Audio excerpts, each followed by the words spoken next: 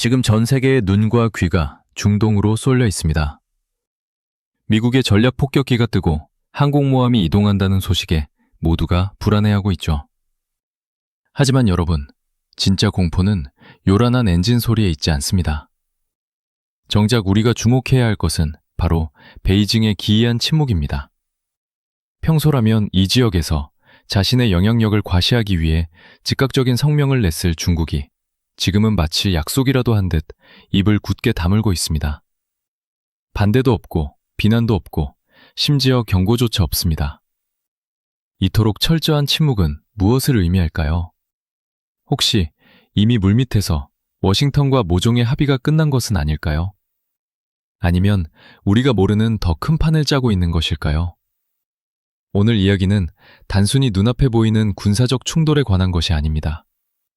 총성 한 방 울리지 않고도 전쟁의 승패를 결정짓는 돈의 흐름과 그 뒤에 숨겨진 강대국들의 차가운 셈법을 파헤쳐보려 합니다. 겉으로 드러난 현상에 속지 마십시오. 진짜 전쟁은 이미 보이지 않는 곳에서 시작되었습니다. 워싱턴이 아무리 강력한 제재안을 발표해도 테헤란이 버틸 수 있는 이유가 무엇일까요? 그 해답은 바로 중국의 거대한 에너지 위장에 있습니다. 베이징이 침묵하는 이유는 간단합니다. 그들은 지금 정치적 발언을 쏟아내는 대신 실속이라는 계산기를 두드리고 있기 때문입니다. 2025년 데이터는 우리에게 충격적인 사실을 보여줍니다. 현재 이란이 수출하는 원유의 무려 80% 이상이 중국으로 흘러들어가고 있습니다. 미국이 이란의 숨통을 조이려 할수록 역설적으로 중국은 더 큰 이득을 봅니다. 제재 때문에 갈 곳 잃은 이란산 원유를 국제 유가 대비 배럴당 8달러에서 10달러나 저렴하게 사들일 수 있기 때문입니다.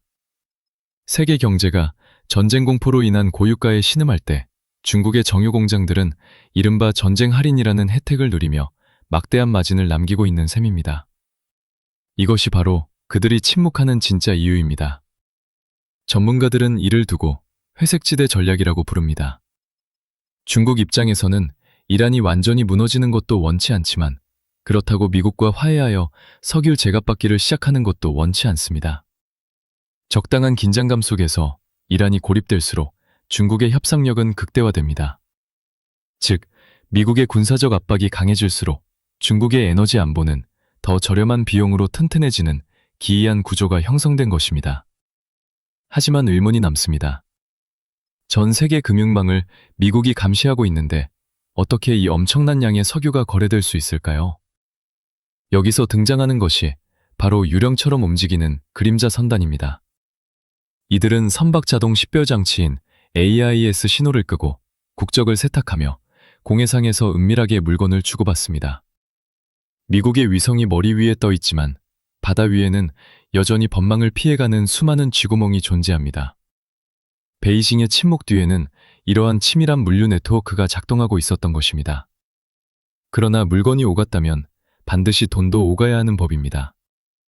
달러 결제가 막힌 상황에서 그들은 과연 어떤 방식으로 이 천문학적인 대금을 정산하고 있을까요?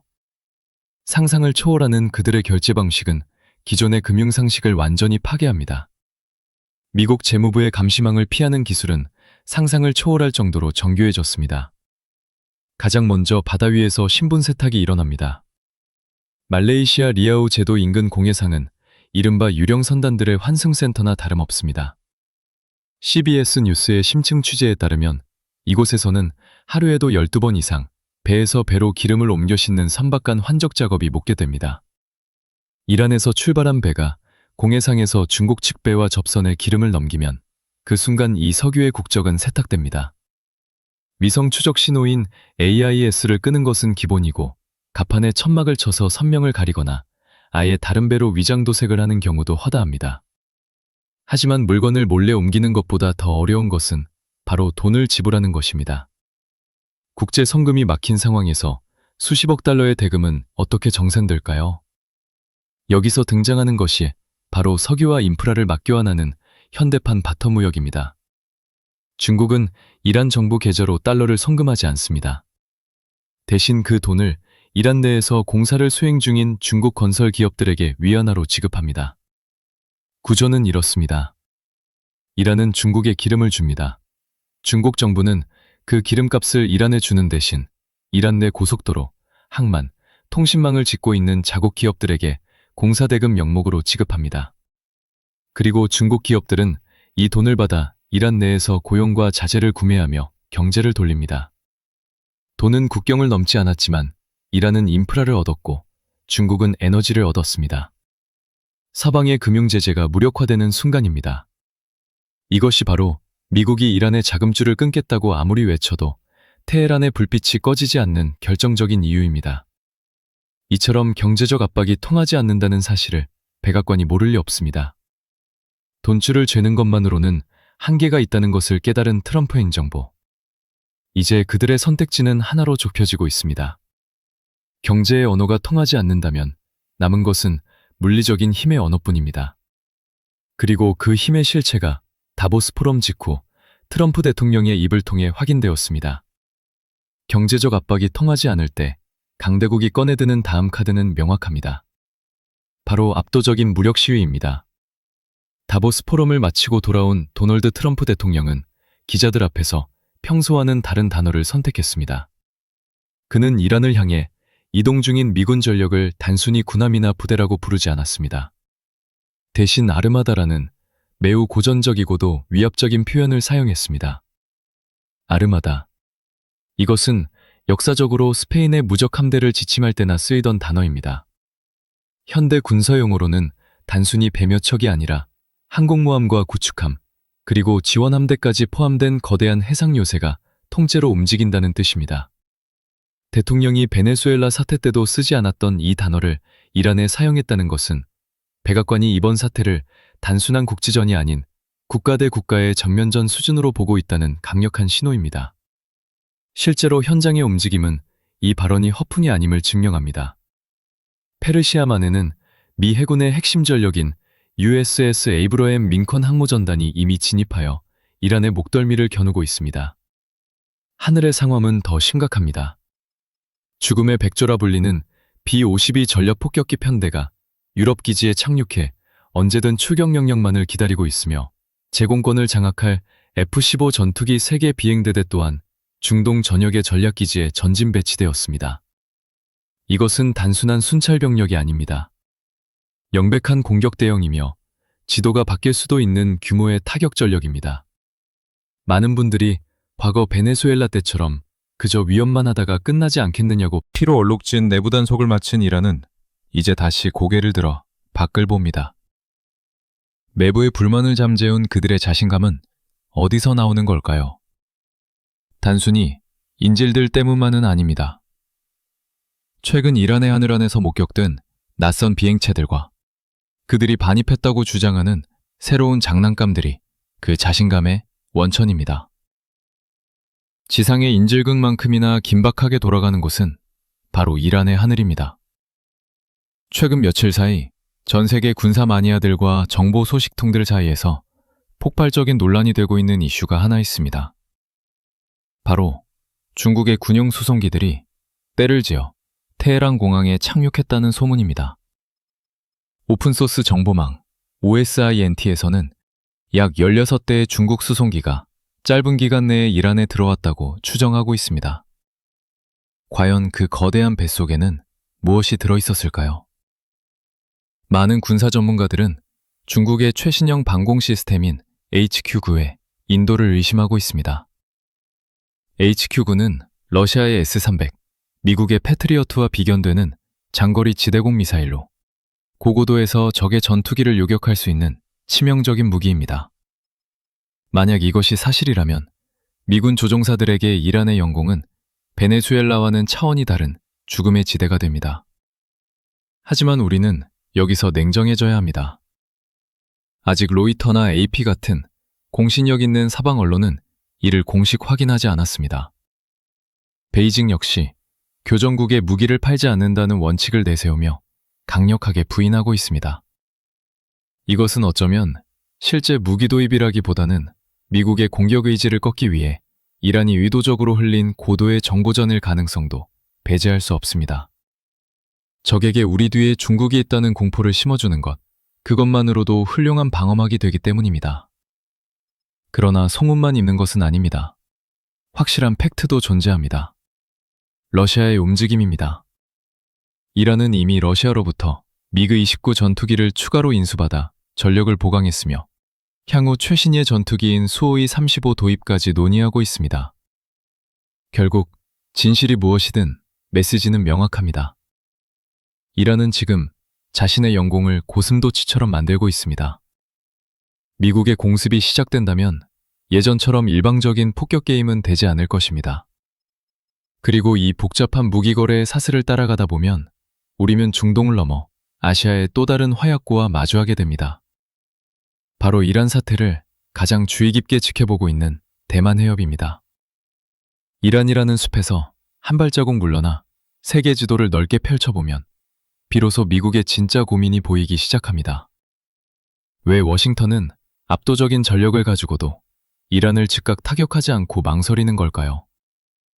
그 답은 중동이 아니라 동아시아, 바로 대만 해협에 있습니다. 전 인도태평양 사령관 필립 데이비드스는 매우 중요한 경고를 남겼습니다. 그는 중국 인민해방군이 대만을 침공할 능력을 갖추는 결정적인 시기를 2021년에서 2027년 사이로 예측했습니다. 전략가들은 이 기간을 데이비드슨 윈도우라고 부릅니다. 즉, 지금 우리는 중국이 가장 위험해질 수 있는 그 시간의 창문 한가운데를 지나고 있는 셈입니다. 미국 입장에서 이란과의 전면전은 악몽 같은 시나리오입니다.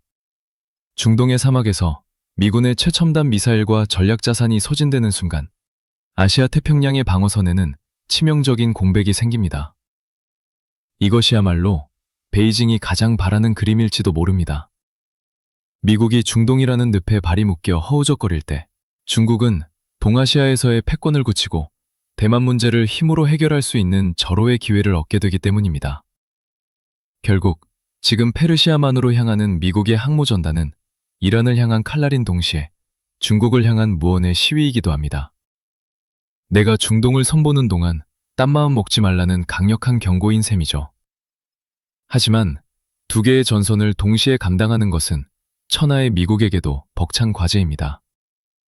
이란 문제를 외교적으로 혹은 단기 속전속결로 끝내야만 하는 미국의 조급함이 바로 여기에 있습니다. 강대국들의 이러한 복잡한 셈법 속에서 세계 정세는 그 어느 때보다 불안정하게 요동치고 있습니다. 그러나 역사는 말해줍니다. 포성이 울리고 위기감이 고조될 때 대다수 대중은 공포에 떨며 자산을 움켜쥐지만 소수의 통찰력 있는 자들은 오히려 그 혼란 속에서 새로운 기회의 땅을 발견한다는 사실을 말입니다. 지금 중동이 바로 그렇습니다. 전쟁의 포성이 들릴 때 겁쟁이는 도망치고 사냥꾼은 숲으로 들어갑니다. 현재 중동 시장에서는 매우 흥미로운 자본의 역류 현상이 목격되고 있습니다. 서방의 주요 기업들이 지정학적 리스크를 이유로 주저하거나 철수하는 사이 그 빈자리를 발빠른 아시아 자본과 현지 토착 기업들이 빠르게 잠식하고 있기 때문입니다. 아이러니하게도 전훈이 감도는 이란 바로 옆 동네인 UAE와 사우디아라비아는 지금 가장 뜨거운 비즈니스의 용광로가 되었습니다. 이들 국가는 석유 의존도를 줄이기 위해 해외 자본 유치에 사활을 걸고 있으며 지금 같은 위기 상황일수록 투자자들에게 파격적인 혜택을 제공하며 안심시키려 노력합니다.